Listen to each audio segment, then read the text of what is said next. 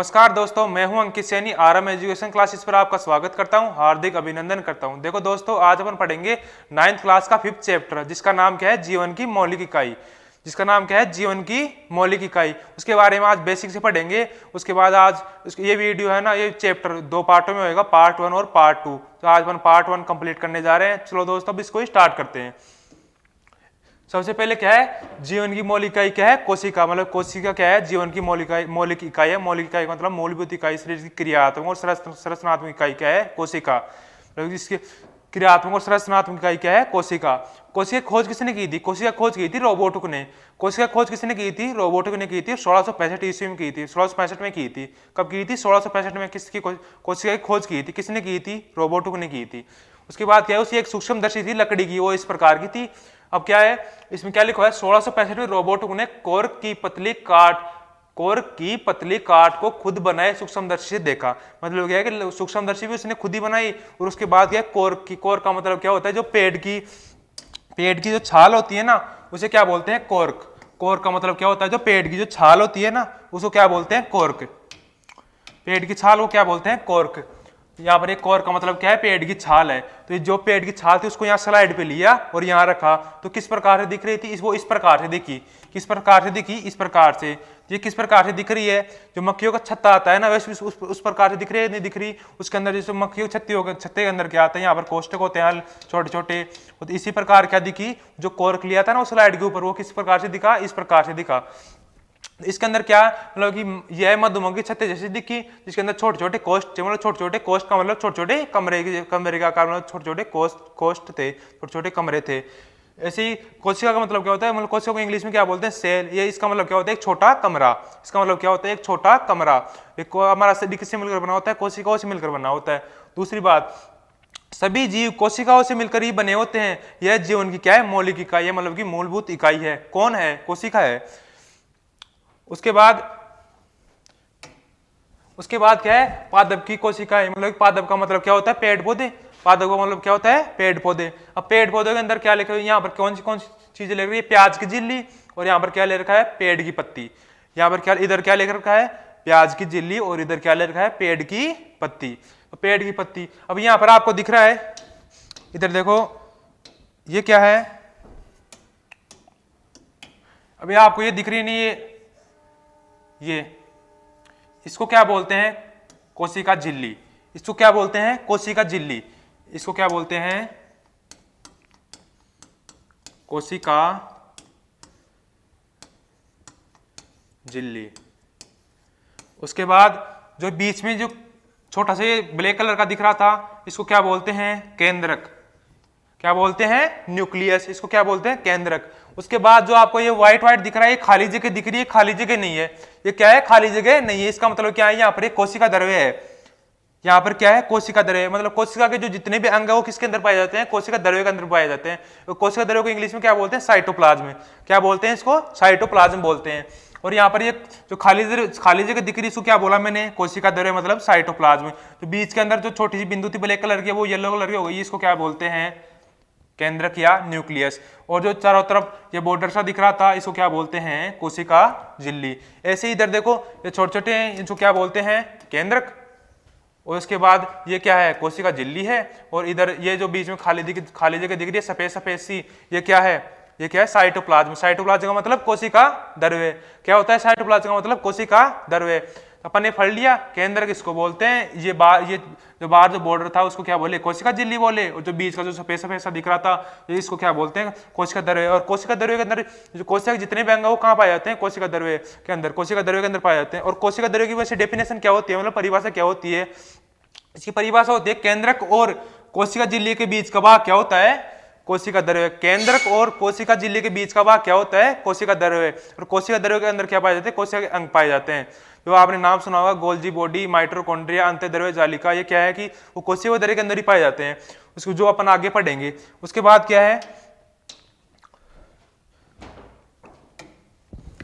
क्या है, जंतुओं में अनेक प्रकार की कोशिकाएं। अब जंतु किसे बोलेंगे, जंतु में बोलेंगे मानव, हाथी, चींटी, मछली, ये सब क्या है, जंतु है। जंतु का आप और मैं भी क्या है, जंतु ही है। उसके बाद क्या है, हाथी, चींटी, मछली, ये सब क्या है, जंतु है। इधर देखो, ये क्या है, रक्त कोशिकाएं। जो ब्लड की कोशिकाएं होती है वो इस प्रकार की होती हैं। ब्लड की कोशिकाएं होती है किस प्रकार की होती हैं, ये देखो ये ब्लड की कोशिकाएं हैं वो इस प्रकार की होती हैं। ऐसी अस्थि कोशिकाएं, अस्थि कोशिकाओं मतलब क्या होता है, जो हड्डियां होती हैं, हड्डियां उनकी कोशिकाएं होती हैं, उनकी जो कोशिकाएं होती है किस प्रकार की होती हैं, वो इस प्रकार की होती हैं। जो हड्डियां होती हैं, जो अस्थि होती है, उनकी कोशिकाएं किस प्रकार की होती हैं, इस प्रकार की होती हैं। ऐसे ही पेशी कोशिका, पेशी कोशिका मतलब क्या होता है, मसल्स मतलब मांसपेशियां, जो मांसपेशियां होती हैं जो उनकी कोशिकाएं किस प्रकार की होती हैं, इस प्रकार की होती हैं। ऐसे ही यहाँ पर क्या है, अंडाणु, अंडाणु मतलब फीमेल रिप्रोडक्टिव सेल, मतलब कि मादा जनन सेल, वो किस प्रकार की होती है, ऐसी। उसके बाद क्या है, वसा कोशिका, वसा कोशिका मतलब क्या होता है, फैट, फैट का मतलब जो चर्बी होती है, वो चर्बी वाली कोशिका किस प्रकार की होती है, इस प्रकार की होती है। ऐसे ही यहाँ पर क्या है, शुक्राणु, शुक्राणु का मतलब क्या होता है, male reproductive cell, male reproductive cell मतलब क्या है कि मतलब कि नर जनन कोशिका, नर जनन कोशिका किस प्रकार की होती है, ऐसी। ये क्या है, नर जनन कोशिकाएं हैं, ये क्या है, नर जनन कोशिकाएं हैं, ये मादा जनन कोशिकाएं हैं, ये फैट मतलब कि चर्बी वाली कोशिकाएं वो इस प्रकार की दिखती हैं। उसके बाद बच्चा क्या है, ये तंत्रिका कोशिकाएं है, ये क्या है, तंत्रिका कोशिकाएं, ये क्या है, तंत्रिका कोशिका। उसके बाद देखते हैं, उसके बाद क्या है, उसके बाद है जीवों का वर्गीकरण, किस आधार पर, संख्या के आधार पर, मतलब कि कितनी कोशिकाएं हैं, किसी के अंदर एक है, किसी के अंदर बहुत सारी हैं। जैसे आप अपने अंदर लाखों करोड़ों कोशिकाएं होती हैं, ऐसे ही कोई जीव मतलब कई जीव होते हैं वो एक कोशिका से मिलकर ही बने होते हैं। तो कितने आधार पर उसको किसके आधार पर बांटा गया है, संख्या के आधार पर कितने भागों में बांटा गया है, 2 भागों में। कौन कौन से, उसको बांटा गया है 2 भागों में, कौन कौन से, एक कोशिकीय और बहुकोशिकीय। कौन कौन से बांटा गया है, एक कोशिकीय और बहुकोशिकीय। एक कोशिकीय किसे बोलेंगे, जो एक कोशिका से मिलकर बना उसे एक कोशिकीय बोलेंगे। तो बहुकोशिकीय किसे बोलेंगे, जो बहुत सारी कोशिकाओं से मिलकर बना उसे क्या बोलेंगे, बहुकोशिकीय। अब इधर देखो, यह जीव एक कोशिका से मिलकर बने होते हैं और कोशिका के सभी कार्य एक कोशिका द्वारा किए जाते हैं। इनकी आयु क्या होती है, इनकी आयु क्या होती है, बहुत कम। ये मतलब ये बोल रहा है कि एक कोशिका जीव किसे बोलेंगे, जो एक कोशिका से मिलकर बने होंगे। ठीक है, ये समझ में आ गया, एक कोशिका किसे बोलेंगे, जो एक कोशिका से मिलकर बने होंगे। दूसरी बात क्या है, कोशिका के सभी कार्य एक ही कोशिका द्वारा किए जाते हैं। अब जब एक कोई एक बात होगी, एक चीज मतलब कोशिका है वो एक ही कोशिका मतलब जो मतलब कि जो जीव है वो एक ही कोशिकाओं से मिलकर बना होता है, तो एक ही कोशिका को सारे कार्य वही करेगा। मतलब जैसे मान लो कि मतलब कि हमारे शरीर के अंदर किडनी होती है, हार्ट होता है, ऐसे अलग अलग काम बांट रखे हैं। ऐसे ही कोशिका के अंदर भी क्या है कि बहुत सारी बहुकोशिकाओं के अंदर तो क्या है, कोशिकाएं अलग अलग कार्य करती हैं। ऐसे एक कोशिका के अंदर एक ही कोशिका होती है, तो एक कोशिका के सारे कार्य वही करेगी। इसका मतलब समझ में आ गया कि कोशिका के सभी कार्य कौन करती है, एक ही कोशिका द्वारा करे जाते हैं, क्योंकि कोशिका ही उसके अंदर एक होती है। दूसरी बात, इनकी आयु क्या होती है, बहुत कम होती है। किनकी आयु कम होती है, जो एक कोशिका होती है उनकी आयु क्या होती है, कम होती है। जो बहुकोशिका होते हैं उनकी आयु क्या होती है, बहुत ज्यादा होती है। यह अब बहुकोशिका किसे बोलेंगे, अब क्या पढ़ेंगे, बहुकोशिका। बहुकोशिका किसे बोलेंगे, यह जीव एक से अधिक विभिन्न कोशिकाओं से मिलकर बने होते हैं। ये अपन ने पढ़ लिया कि बहुकोशिका जीव एक से अधिक कोशिकाओं से मिलकर बने होते हैं। दूसरी बात, इनके कार्य का विभाजन भी होता है, मतलब कि अलग अलग कोशिकाएं अलग अलग कार्य करती हैं, क्योंकि बहुत सारी कोशिकाएं होंगी तो उनको अलग अलग कार्य दिया जाता है। ठीक है, उसके बाद क्या है, अलग अलग कार्य करते, इनकी आयु क्या होती है, अधिक होती है। मैंने पहले ही बता दिया, बहुकोशिका जो बहुकोशिकीय जीव है उनकी आयु क्या होती है, अधिक होती है, और जो एक कोशिकीय जीव है उनकी आयु क्या होती है, कम होती है। ठीक है, अब इनके एग्जाम्पल क्या है, एक कोशिकीय एग्जाम्पल है अमीबा, बैक्टीरिया, पैरामीशियम, और दूसरे बहुकोशिकीय हैं आप और हम क्या, मतलब आप क्या हो, बहुकोशिकीय, मैं भी क्या हूं, बहुकोशिकीय हूं। ऐसे ही जो मनुष्य है, पेड़ पौधे हैं, हाथी, चींटी, ये सब क्या है, बहुकोशिकीय हैं। ये सब क्या है, बहुकोशिकीय हैं। उसके बाद क्या है, उसके बाद है कोशिका किससे मिलकर बनी होती, मतलब कोशिका किससे बनी होती है। कोशिका मतलब कोशिका कितने किससे मिलकर बने होते हैं, इसके 3 मुख्य घटक है। 3 मुख्य घटक कौन कौन से हैं, एक तो प्लाज्मा झिल्ली, जिसे क्या बोलते हैं, कोशिका झिल्ली। प्लाज्मा झिल्ली को प्लाज्मा झिल्ली भी बोलते हैं और कोशिका झिल्ली भी बोलते हैं। उसके बाद क्या है, केंद्रक, दूसरा क्या है, केंद्रक, जिसको न्यूक्लियस बोलते हैं। उसके बाद तीसरा क्या है, कोशिका द्रव्य, तीसरा क्या है, कोशिका द्रव्य। अब प्लाज्मा झिल्ली किसे बोलेंगे, केंद्रक किसे बोलेंगे, और कोशिका झिल्ली किसे बोलेंगे। इधर देखो, अब ये इधर देखो, ये क्या है, सबसे पहले क्या है, प्लाज्मा झिल्ली, जिसको क्या बोलते हैं, कोशिका झिल्ली। अब ये दिख रही है ना आपको, ये बाहर वाली परत, ये क्या है, इसको ही बोलते हैं क्या, कोशिका झिल्ली। जो कोशिका की बाहर की परत होती है ना, उसको क्या बोलते हैं, कोशिका झिल्ली। ऐसे ही केंद्रक, केंद्रक किसे बोलते हैं, जो बीज के अंदर पाया जाता है उसे क्या बोलते हैं, केंद्रक। बीज के अंदर पाया जाता है उसे क्या बोलते हैं, केंद्रक। ये क्या है, केंद्रक। उसके बाद क्या है, कोशिका द्रव्य, जो मैंने बताया था, जो खाली जगह दिख रही है ये खाली जगह नहीं है, ये क्या है, कोशिका, इसमें क्या है, ये कोशिका द्रव्य है, कोशिका द्रव्य। अब कोशिका द्रव्य के अंदर क्या पाया जाता है, कोशिका के जो जितने भी अंग है वो किसके अंदर पाए जाते हैं, कोशिका द्रव्य के अंदर। कोशिका द्रव्य की परिभाषा बताई थी मैंने, क्या बताई थी, केंद्रक और कोशिका झिल्ली के बीच का भाग होता है उसे क्या बोलते हैं, कोशिका द्रव्य, उसे क्या बोलते हैं, कोशिका द्रव्य। इसको इंग्लिश में क्या बोलते हैं, साइटोप्लाज्म, इसको इंग्लिश में क्या बोलते हैं, साइटोप्लाज्म। उसके बाद क्या है, उसके बाद है, अब आपने 3 घटक पढ़े थे, कौन कौन से, प्लाज्मा झिल्ली या फिर कोशिका झिल्ली या प्लाज्मा झिल्ली। उसके बाद क्या है, उसके बाद पढ़ा केंद्रक, तीसरा पढ़ा कोशिका, मतलब कि कोशिका द्रव्य या साइटोप्लाज्म। अब तीसरा पढ़ा साइटोप्लाज्म। अब पहला कौन सा है, प्लाज्मा झिल्ली या कोशिका झिल्ली। अब इसको डिटेल में पढ़ेंगे। अब ये क्या है, ये प्रत्येक कोशिका को दूसरी कोशिका से अलग करती है। मतलब ये है, इसका इस लाइन का मतलब ये है कि इसमें मान लो ये कोई कोशिका है, ये कोशिका है। अब ये बाहर क्या है, ये कोशिका झिल्ली है कि नहीं है, ये कोशिका झिल्ली है कि नहीं है, ये कोशिका झिल्ली है। इसके अंदर केंद्रक होगा, इसके अंदर कोशिका द्रव्य है, तो इसके अंदर भी केंद्रक होगा और इसके अंदर भी कोशिका द्रव्य है। तो अब ये क्या है कि अब ये कोशिका झिल्ली न होती तो ये आपस में मिल जाती है, सेम अंग है, तो इसलिए क्या है कि सब अलग कौन करती है, अलग कौन करती है, इसको कोशिका झिल्ली तो अलग करती है, अलग करती है नहीं करती, करती है। इधर क्या है कि ये प्रत्येक कोशिका दूसरी कोशिका से अलग कर रही है कि नहीं कर रही, नहीं तो ये अंदर ही चले जाते हैं, मतलब समान हो जाते हैं, मिल जाते हैं, तो इसको अलग कौन कर रही है, ये कोशिका झिल्ली कर रही है। समझ में आ गया। उसके बाद क्या है, दूसरी, यह जंतु तथा पादप कोशिका दोनों में होती है। देखो आपने सुना होगा कि कोशिका भित्ति केवल पादप कोशिका के अंदर ही पाई जाती है, तो वो तो अपन आगे पढ़ेंगे कोशिका भित्ति किसे बोलते हैं। पर आप अभी क्या पढ़ रहे हैं अपन, प्लाज्मा झिल्ली या कोशिका झिल्ली। ये कोशिका झिल्ली क्या है, पादप कोशिकाओं में पाई जाती है और जंतु कोशिका के अंदर ही पाई जाती है।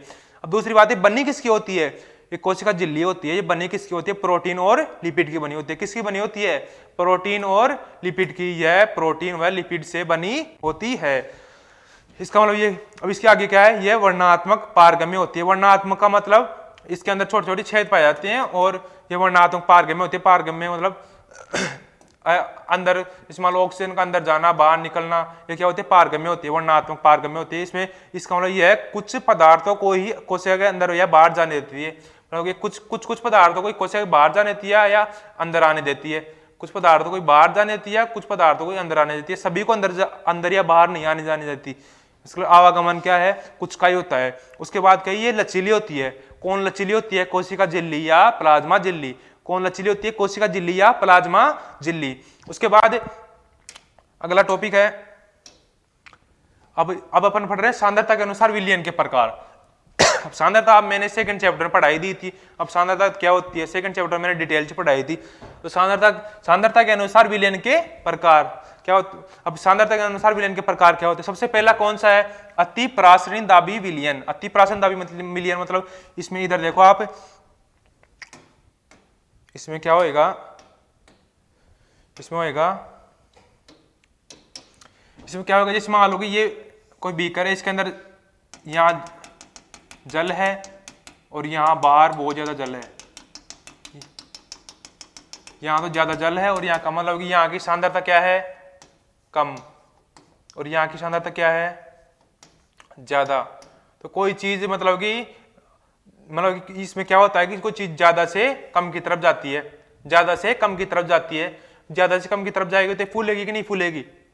ऐसे अंदर सांद्रता ज्यादा हो और बाहर क्या हो, कम हो, बाहर क्या हो, कम हो। सांद्रता बाहर कम हो तो क्या अंदर ज्यादा होगी, तो क्या होती है, ज्यादा से कम की तरफ जाती है, ज्यादा से कम की तरफ जाती है। ज्यादा से कम की तरफ जाएगी तो ये द्रव्य है बाहर आ जाएगा, बाहर आएगा तो सिकुड़ जाएगी। इसका मतलब क्या होगा, सिकुड़ जाएगी। क्या होगा, जो मतलब ज्यादा क्या हो, कहाँ हुआ, अंदर हुआ। सांद्रता ज्यादा कहाँ हुई, अंदर, और बाहर क्या हुई, कम हुई।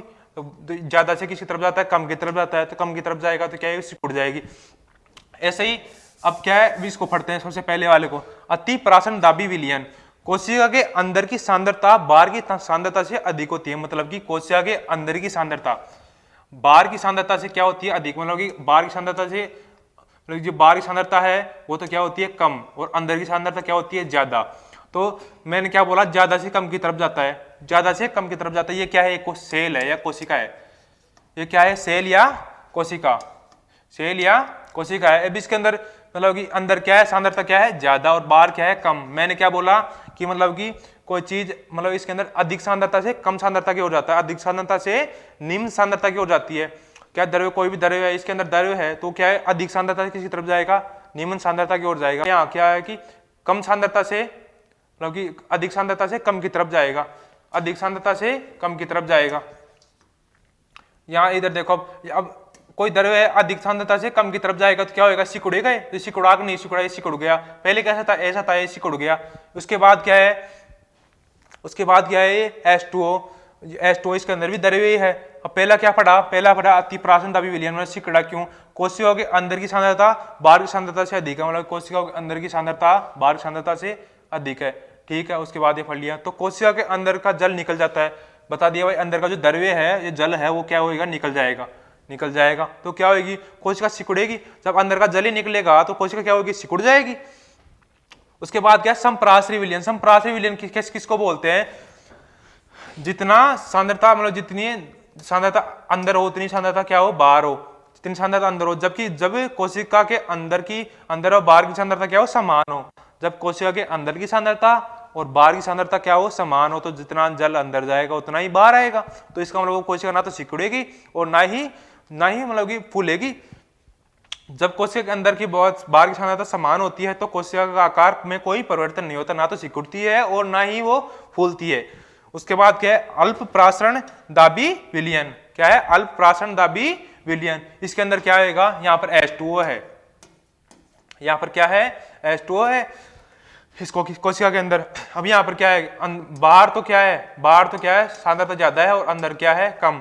या इधर देखो, जब कोशिका के अंदर की सांद्रता बाहर के विलयन से कम होती है, मतलब बाहर की सांद्रता से कम होती है, बाहर की सांद्रता से कम मतलब बाहर तो क्या है ज्यादा और अंदर क्या है, कम। तो मतलब कि द्रव्य किधर जाएगा, बाहर से अंदर की तरफ।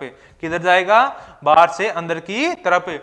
इधर देखो आप, ये जल है तो यहाँ क्या है, ज्यादा सांद्रता है, इधर क्या है, कम सांद्रता। मैंने बोला था अधिक सांद्रता से निम्न सांद्रता की ओर जाता है, तो अधिक सांद्रता बाहर है और कम सांद्रता अंदर है, तो क्या जाएगा, कहाँ जाएगा, बाहर से अंदर की तरफ जाएगा। बाहर से अंदर की तरफ जाएगा तो क्या है, सीधी सी बात है, फूलेगी, सिकुड़ेगी नहीं, क्योंकि जल क्या आ रहा है, मतलब कि बाहर से अंदर की तरफ आ रहा है, तो ये क्या होगा, फूलेगी। तो यहाँ पर क्या लिखा हुआ, जब कोशिका के अंदर की सांद्रता बाहर के विलयन की सांद्रता से कम होती है तो कोशिका के अंदर पानी जाता है और ये कोशिका क्या होती है, फूल जाती है। यहाँ शुरू में सिकड़ी, यहाँ पर कोई परिवर्तन नहीं हुआ और यहाँ पर क्या हुआ, फूल गई। समझ में आ गया। और अब भी समझ में नहीं आया हो तो भी इसका एक अलग तरीका और है। इधर देखो, वही मैंने 3 टॉपिक लिए थे यहाँ पर, अति प्राशन दाबी विलयन, संप्राशन दाबी विलयन और अल्प प्राशन दाबी विलयन। अब यहाँ पर देखो आप एक दूसरे तरीके से समझते हैं। यहाँ पर क्या है, सांद्रता, या जल समझ लो इसको, यहाँ पर सांद्रता क्या है, कम, और यहाँ पर क्या है, ज्यादा। यहाँ पर क्या है, ज्यादा, और यहाँ पर क्या है, कम। तो मैंने सीधी बताया था, अधिक सांद्रता से निम्न सांद्रता की ओर जाता है। कहाँ जाता है, अधिक सांद्रता से निम्न सांद्रता की ओर जाता है। तो यहाँ पर सांद्रता अधिक है, यहाँ पर कम है, तो ये बाहर आएगा। इसका मतलब ये क्या होगी, सिकुड़ेगी, सिकुड़ना होएगा, ठीक है, सिकुड़ेगी, ठीक है, सिकुड़ना, क्योंकि अधिक सांद्रता से निम्न सांद्रता की ओर, तो अधिक है, अंदर है, और बाहर क्या है, कम है, तो ये बाहर आएगा, पानी बाहर निकलेगा तो क्या होगी, सिकुड़ेगी। अब दूसरा है संप्रासरी विलयन। अब इधर देखो, यहाँ पर क्या है, इधर भी अंदर भी बराबर है और बाहर भी बराबर है। इसका मतलब ना तो सिकुड़ेगी ना ही ये फूलेगी, जितना अंदर जाएगा उतना ही बाहर निकलेगा, तो ना तो सिकुड़ेगी ना ही फूलेगी। उसके बाद क्या है, अल्प प्राशन दाबी विलयन। इसके अंदर क्या होगा, इधर देखो, अंदर क्या है, कम सांद्रता, अंदर क्या है, कम सांद्रता, बाहर क्या है, ज्यादा सांद्रता है, बाहर क्या है, ज्यादा सांद्रता है, अंदर क्या है, कम, बाहर क्या है, ज्यादा सांद्रता। तो मैंने क्या बोला, अधिक सांद्रता से निम्न सांद्रता की ओर जाएगा तो जल क्या है, अंदर जाएगा। अंदर जाएगा तो सीधी सी बात है, यहाँ क्या होएगी, फूलेगी, फूलेगी, फूलेगी।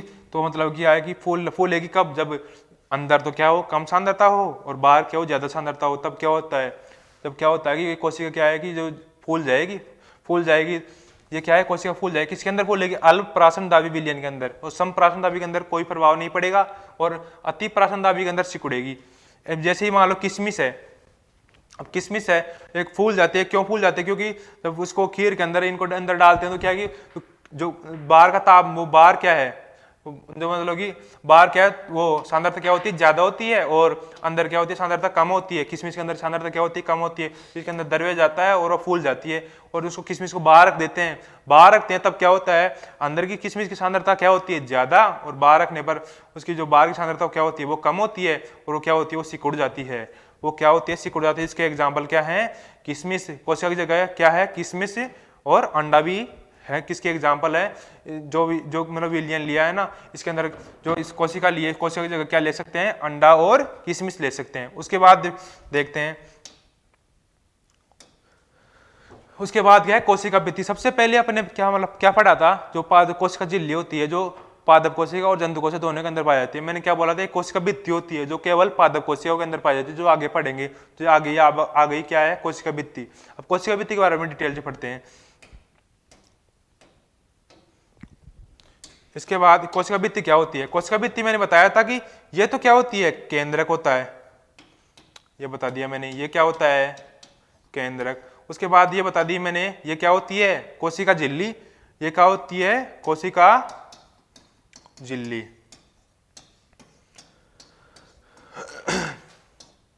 उसके बाद मैंने ये बता दिया, ये क्या होता है, कोशिका द्रव्य। ये क्या होता है, कोशिका द्रव्य।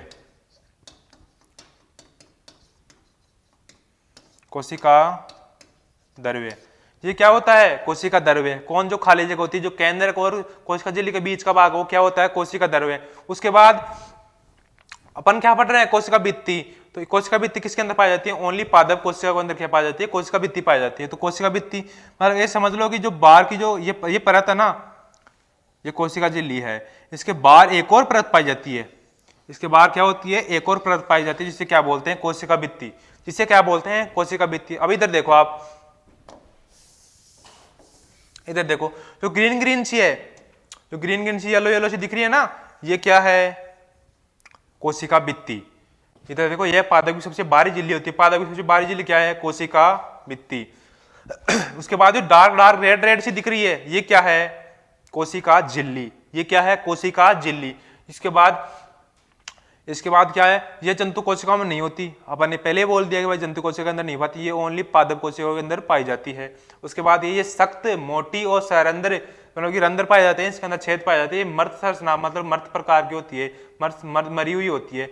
ये सख्त, मोटी, सरंध्र और मरी हुई प्रकार की कोशिका है। दूसरी बात, ये कोशिका बनी किसकी होती है, कौन, कोशिका भित्ति। मतलब कोशिका भित्ति बनी किसकी होती है, ये सेलुलोज की बनी होती है। किसकी बनी होती है, सेलुलोज की बनी होती है। अब तीसरा मतलब चौथा टॉपिक क्या है, मतलब चौथा पॉइंट क्या है, ये दो कोशिका भित्तियों के बीच की मध्य भित्ति भी होती है। मतलब इधर देखो आप, इधर आपको ये येलो येलो डार्क डार्क सी, मतलब कि ये दिख रही होगी आपको, रेड रेड सी, ये है ना, ये क्या है, ये दिख रही होगी आपको इधर, ये क्या है, दो कोशिकाओं के बीच की मध्य भित्ति। मतलब ये कोशिका है, ये कोशिका है, तो इनके बीच की मध्य भित्ति है कि नहीं है, ये मध्य भित्ति है। समझ में आ गया। उसके बाद देखते हैं, उसके बाद है केंद्रक। इसको क्या बोलते हैं, न्यूक्लियस। न्यूक्लियस ये क्या है कि जो यह कोशिका के अंदर जो सभी क्रियाएं होती हैं, उनको नियंत्रित कौन करता है, जो भी कोशिका के अंदर काम होता है उसको नियंत्रित कौन करता है, केंद्रक। केंद्रक क्या करता है, कोशिका के जो अंदर जो जितने भी काम होते हैं उनको क्या करता है, नियंत्रित करता है। इसलिए इसको क्या बोलते हैं, हेड क्वार्टर। इसलिए क्या बोलते हैं इसको, हेड क्वार्टर।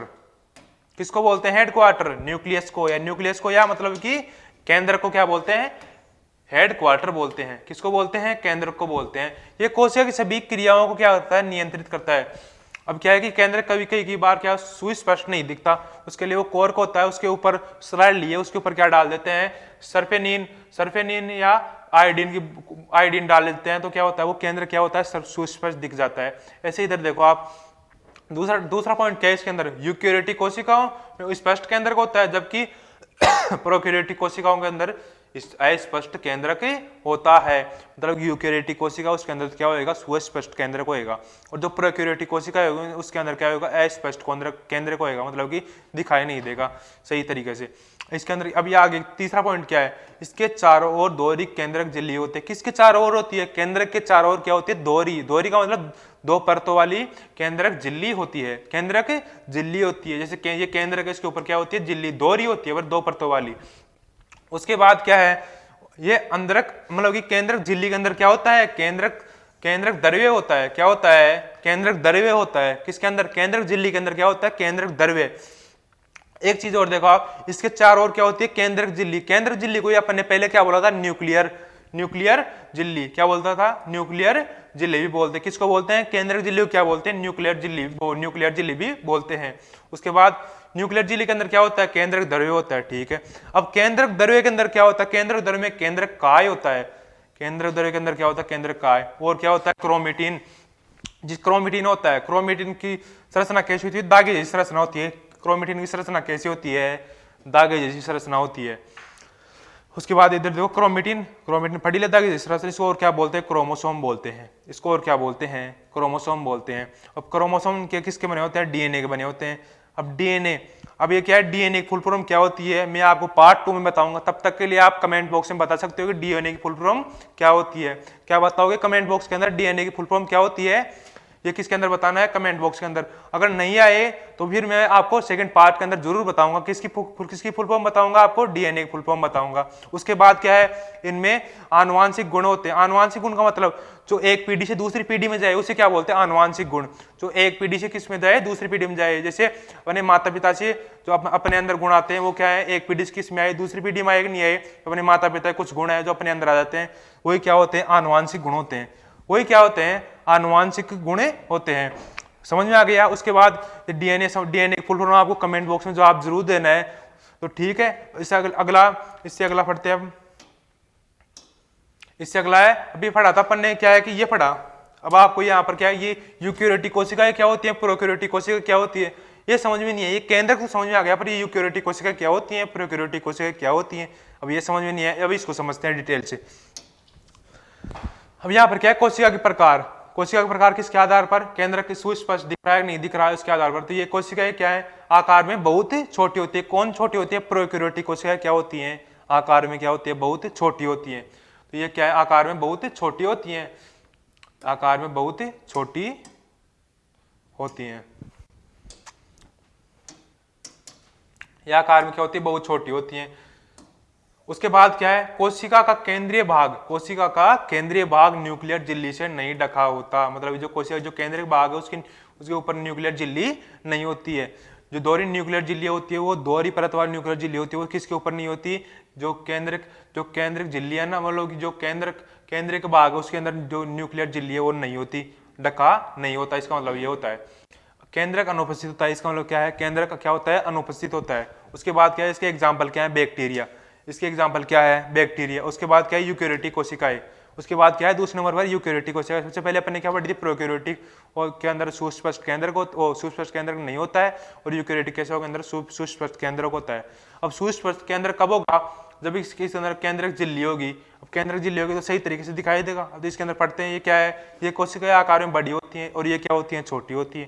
दूसरी बात, कोशिकाओं के केंद्रीय भाग न्यूक्लियर झिल्ली से ढका होता है। कोशिकाओं का केंद्रीय भाग क्या होता है, न्यूक्लियर झिल्ली से ढका होता है। मतलब जो न्यूक्लियर मेम्ब्रेन है वो इसके अंदर केंद्र के बाहर पर प्रेजेंट होती है, दो दोहरी झिल्ली वाली होती है वो, अर्थात केंद्रक उपस्थित होता है। इसके एग्जाम्पल क्या है, अमीबा, पादप कोशिकाएं और जंतु कोशिकाएं। जंतु कोशिकाओं के अंदर मानव ये सब किसके अंदर आते हैं, जंतु कोशिकाओं के अंदर आते हैं। उसके बाद क्या है, अमीबा, पादप कोशिकाएं, जंतु कोशिकाएं क्या है, ये किसके एग्जाम्पल है, यूकैरियोटिक कोशिकाओं के। और प्रोकैरियोटिक कोशिका के एग्जाम्पल क्या है, बैक्टीरिया। समझ में आ गया। प्रोकैरियोटिक कोशिका के एग्जाम्पल क्या है, बैक्टीरिया, और यूकैरियोटिक कोशिका के एग्जाम्पल क्या है, अमीबा, पादप कोशिकाएं और जंतु कोशिकाएं। समझ में आया। उसके बाद क्या है, उसके बाद क्या है, कोशिका द्रव्य, मतलब कि साइटोप्लाज्म।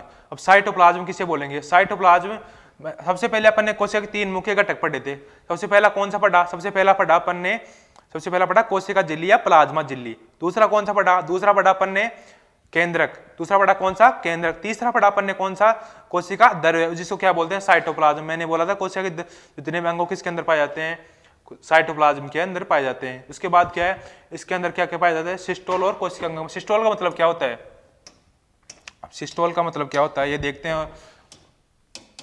सिस्टोल का मतलब क्या है, ये जलीय द्रव्य होता है, मतलब कि एक जलीय द्रव्य होता है। इसके अंदर अनेक प्रकार की प्रोटीन होती है, मतलब कि एक जल के प्रकार का जल के तरह का द्रव्य होता है, एक जलीय द्रव्य होता है। उसके अंदर क्या होती है, अनेक प्रकार क्या होती है, प्रोटीन होती है, अनेक प्रकार क्या होती है, प्रोटीन। इसको क्या बोलते हैं, सिस्टोल बोलते हैं। उसके बाद क्या है, कोशिका के अंगक। कोशिका अंगक मतलब कोशिका के अंग।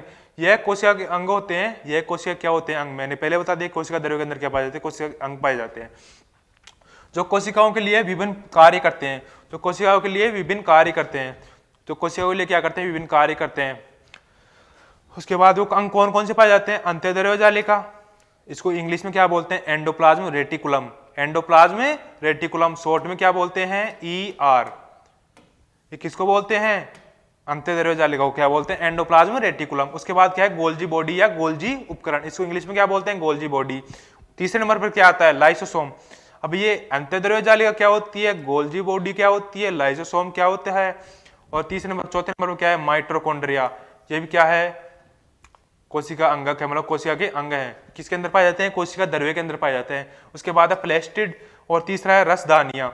रसदानिया ये भी क्या है, कोशिका का अंगक है। अब ये समझ में नहीं है आपको, अंत्यद्रव्य जालिका क्या होती है, गोल्जी बॉडी क्या होती है, लाइसोसोम क्या होता है, माइटोकॉन्ड्रिया क्या होता है, प्लेस्टिड क्या होता है, रसदानिया। आपको तो इतना ही समझ में आया है कि ये कोशिका के अंग हैं, इसमें ये क्या होता है। अब ये क्या है कि पार्ट 2 के अंदर, जो पार्ट 2 आएगा ना इस चैप्टर का, उसके अंदर क्या पढ़ेंगे, इनको डिटेल से पढ़ेंगे। किनको, अंत्यद्रव्य जालिका को, गोल्जी उपकरण को, लाइसोसोम को, और माइटोकॉन्ड्रिया को, प्लेस्टिड को, और रसदानिया को।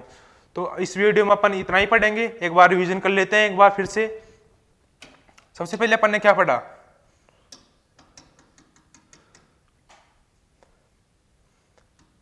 सबसे पहले पढ़ा आपने रोबोट ने कोशिका खोज कब की थी, 1665 में की थी। कॉर्क, जो कॉर्क है उसकी पतली काट खुद सूक्ष्मदर्शी से देखा, ठीक है, समझ में आ गया। फिर उसको कैसे दिखी थी, मधुमक्खी छत्ते जैसी दिखी थी। उसके अंदर क्या थे, छोटे छोटे कोष्ठ थे, मतलब कि छोटे छोटे कमरे थे। और सभी जीव किसके बने होते हैं, कोशिका के बने होते हैं। कोशिका की मतलब कोशिका जीवन क्या होती है, मूलभूत इकाई होती है। प्याज की झिल्ली ली थी, केंद्र, इसके अंदर केंद्रक ये था, और इसको कोशिका झिल्ली बताई थी। इसको कोशिका द्रव्य क्या था, जो बीच के अंदर सफेद सफेद दिख रहा है, उसको क्या बोले थे, कोशिका द्रव्य बोले थे। उसके बाद ये रक्त कोशिकाएं थी, ये अस्थि कोशिकाएं थी, ये पेशी कोशिकाएं थी, ये तंत्रिका कोशिकाएं थी, ये मेल मतलब कि ये मेल रिप्रोडक्टिव सेल, मतलब कि मेल रिप्रोडक्टिव सेल का मतलब क्या होता है, नर जनन कोशिकाएं। और ये क्या थी, जो फैट चर्बी आती है वसा, उसको क्या बोलते हैं, उस प्रकार की कोशिकाएं होती है। और ये अंडाणु मतलब कि जो मादा जनन सेल थी, जो अंडाणु होती है, इसको इस प्रकार की होती थी। उसके बाद क्या है, एक कोशिका और बहुकोशिका पढ़े, जो एक कोशिका से मिलकर बना हो, जिसका एग्जाम्पल पढ़ लिया था, अमीबा, बैक्टीरिया, पैरामीशियम। और बहुकोशिका मनुष्य, पेड़ पौधे, हाथी और आप और मैं, ये क्या है, बहुकोशिका हैं। उसके बाद कोशिका के मुख्य घटक पढ़े अपने, प्लाज्मा झिल्ली फटी ली, कोशिका झिल्ली से बोलते हैं, केंद्रक फटी लिया, और जो कोशिका द्रव्य है वो फटी लिया, जिसके अंदर अलग अलग प्रकार के अंग पाए जाते हैं। अंत्यद्रव्य जालिका, गोल्जी बॉडी, माइटोकॉन्ड्रिया, और भी बहुत सारे अंग पाए जाते हैं, जो अपन ने जो लाइसोसोम, प्लेस्टिड, ये किसके अंदर पाए जाते हैं, कोशिका द्रव्य के अंदर। अब कोशिका द्रव्य किसे बोलते हैं, जो बीच का जो भाग है ये खाली दिख रहा है, इसको बोलते हैं कोशिका द्रव्य। ये केंद्रक है, बीच वाला जो ये है ना, ये केंद्रक है। उसके बाद ये दिख रहा है आपको, ये क्या है, कोशिका झिल्ली है। ये क्या है, कोशिका झिल्ली है, ये पढ़ लिया था। उसके बाद क्या है, प्लाज्मा झिल्ली के बारे में डिटेल से पढ़ा। ये प्रत्येक कोशिका को दूसरी कोशिका से अलग करती है। यह जंतु, पादप दोनों कोशिकाओं में होती है। यह प्रोटीन व लिपिड से बनी होती है। अब ये आपको ये याद रखना है कि ये क्वेश्चन बहुत बार एग्जाम में आ जाता है कि प्लाज्मा झिल्ली वो किससे बनी होती है, प्रोटीन और लिपिड से। और वो कोशिका भित्ति किससे बनी होती है, सेलुलोज से बनी होती है। जो अब आगे आएगी, वो कोशिका भित्ति किससे बनी होती है, सेलुलोज से। और कोशिका झिल्ली किससे बनी होती है, वो लिपिड और प्रोटीन से, लिपिड और प्रोटीन से बनी होती है। ये वर्णात्मक पारगण में होती है, कुछ कोई जानी जाती है। अंदर वो मतलब कि आवागमन क्या होता है, कुछ का ही होता है। ये लचीली होती है। ये क्या होती है, लचीली होती है। उसके बाद अति प्राशन दाबी विलयन पढ़ लिया था, जो अधिक सांद्रता से कम निम्न सांद्रता की ओर जाता है। अधिक सांद्रता से निम्न सांद्रता की ओर समप्राशरी के अंदर बराबर सांद्रता होती है। इसके अंदर क्या होती है, मतलब कि बाहर तो कम सांद्रता होती है, किसके अंदर, अति प्राशन दाबी विलयन के अंदर बाहर कम सांद्रता होती है, अंदर तो क्या होती है, कम सांद्रता, और बाहर क्या होती है, ज्यादा। वो बाहर क्या होती है, कम, और अंदर क्या होती है, ज्यादा। तो अंदर से अंदर ज्यादा होती है, बाहर कम होती है, इसलिए वो अंदर से बाहर की तरफ जाता है। इसके अंदर समान होती है, इसलिए वो अंदर बाहर दोनों तरफ जाता है। तो मतलब कि कोई चेंज नहीं होता कोशिका के आकार में। और इसके अंदर क्या होती है, इसके अंदर तो कम होती है, किसके अंदर, अल्प प्राशन दाबी विलयन के अंदर तो क्या होती है, वो सांद्रता क्या होती है, कम, और बाहर क्या होती है, ज्यादा। इसलिए वो ज्यादा अधिक सांद्रता से निम्न सांद्रता की ओर जाता है। तो निम्न सांद्रता किधर होती है, अंदर, और अधिक सांद्रता किधर होती है, बाहर, इसलिए वो पानी अंदर की तरफ जाता है और वो क्या कोशिका क्या होती है, फूल जाती है। यही तो लिखा हुआ है, कोशिका क्या अंदर की तरफ पानी जाता है और कोशिका क्या होती है, फूल जाती है। ठीक है, उसके बाद क्या है, ये पढ़े, इसके अंदर यहाँ पर अधिक सांद्रता थी, यहाँ पर कम सांद्रता, अधिक सांद्रता से निम्न सांद्रता की ओर जाएगा, सिकुड़ेगा, यहाँ पर कोई आकार चेंज नहीं होगा, और यहाँ पर क्या होगा, यहाँ पर अधिक सांद्रता कहाँ है, बाहर की तरफ, और अंदर की तरफ क्या है, कम सांद्रता है, तो क्या मतलब कम सांद्रता तो अधिक सांद्रता से निम्न सांद्रता की ओर जाएगा, तो यहाँ पर क्या होगा, फूलेगा, यहाँ पर क्या होगा, सिकुड़ेगा नहीं, यहाँ पर क्या होगा, आकार बढ़ेगा। उसके बाद कोशिका भित्ति पड़ी जो किसकी बनी होती है, सेल्यूलोज की बनी होती है। ये बहुत इंपॉर्टेंट बात है, किसकी बनी होती है, सेल्यूलोज की बनी होती है ये, और ये जंतु कोशिकाओं में नहीं पाई जाती, ये जंतु कोशिकाओं के अंदर नहीं होती है, ये पादप कोशिका की सबसे बाहरी झिल्ली होती है। यह चीजें पढ़ ली थी। उसके बाद क्या है, उसके बाद क्या है, यह कोशिका की सब मतलब उसके बाद केंद्रक है, केंद्रक पढ़ा, केंद्रक के बारे में पढ़ लिया था। ये कोशिका की सभी क्रियाओं को नियंत्रित करता है, इसलिए इसको हेड क्वार्टर बोलते हैं, केंद्रक। और ये पढ़ लिया था, इसके चारों ओर दोहरी केंद्रक झिल्ली मतलब न्यूक्लियर झिल्ली, अंदर केंद्रक द्रव्य होता है, पढ़ लिया था। उसके बाद क्या पढ़ा, केंद्रक द्रव्य में केंद्रक काय और क्रोमेटिन होते हैं, जो धागे जैसी रचनाएं होती हैं। अब डीएनए से बने कौन बने होते हैं, क्रोमेटिन किससे बने होते हैं, डीएनए से। डीएनए इनमें क्या होते हैं, आनुवांशिक गुण होते हैं। आनुवांशिक गुण किसे बोलते हैं, जो एक पीढ़ी से दूसरी पीढ़ी में जाए, जो अपने माता पिता से अपने अंदर आए, उन्हें क्या बोलते हैं, आनुवांशिक गुण। उसके बाद प्रोक्यूरेटिक और यूकैरियोटिक कोशिकाएं बड़ी, इसके अंदर सुस्पष्ट केंद्रक नहीं दिखता, किसके अंदर, प्रोक्यूरेटिक कोशिकाओं के अंदर, और इसके अंदर सुस्पष्ट केंद्रक दिखता है। इसका एग्जाम्पल था बैक्टीरिया, और इसका अमीबा पादप कोशिका और जंतु कोशिका। इसका एग्जाम्पल क्या था, प्रोक्यूरेटिक का तो बैक्टीरिया, और इसका पादप कोशिका जंतु कोशिका, और अमीबा किसका, यूकैरियोटिक कोशिका का। उसके बाद क्या है, कोशिका द्रव्य, ये सिस्टोल और कोशिका अंग को, इसके अंदर अंग पाए जाते थे, कौन कौन से, अंत्यद्रव्य जालिका, गोल्जी उपकरण, लाइसोसोम, और क्या यहाँ पर माइटोकॉन्ड्रिया, प्लास्टिड, और क्या रसदानियाँ। इसके अंदर कौन कौन से अंग पाए जाते थे, बहुत इंपॉर्टेंट है, इनको अपन डिटेल से पढ़ेंगे अगले पार्ट टू के अंदर। अंत्यद्रव्य जालिका, माइटोकॉन्ड्रिया, प्लास्टिड, रसदानियाँ और गोल्जी बॉडी और लाइसोसोम। कौन से अंग पाए जाते हैं, एक बार फिर से सुन लेना, लाइसोसोम, माइटोकॉन्ड्रिया, अंत्यद्रव्य जालिका और गोल्जी उपकरण और प्लास्टिड, और क्या कौन सा पाया जाता है, प्लास्टिड, और एक और पाया जाता है कौन सा, रसदानियाँ। और उसके बाद इस वीडियो में इतना ही, और इस वीडियो में दी गई जानकारी आपको कैसी लगी कमेंट करके जरूर बताएं। आज के लिए इतना ही दोस्तों, जय हिंद, जय भारत।